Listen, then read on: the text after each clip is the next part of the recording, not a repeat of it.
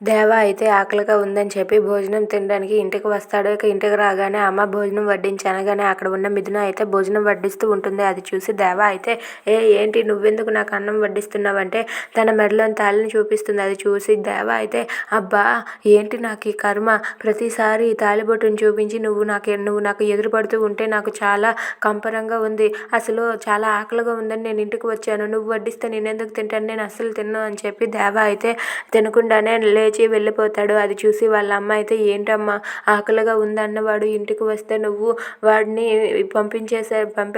బయటకు వెళ్ళిపోయేలా చేసావమ్మా, నా తల్లి హృదయం ఎలా తట్టుకోగలదని చెప్పి అంటూ ఉంటుంది. ఇంతలో అక్కడ ఉన్న దేవ బయటను అలా కూర్చొని ఉంటే ఇంతలో అక్కడికి మిథున అయితే ప్లేట్లో భోజనం వేసి తీసుకుని వెళ్ళి ఇస్తుంది. అది చూసి అక్కడ ఉన్న దేవ అయితే ఏంటి ఇక్కడికి ఎందుకు వచ్చావని చెప్పి అంటే ఆకలిగా ఉందన్నావు కదా తిను ఇదిగో అని చెప్పి ఇస్తుంది.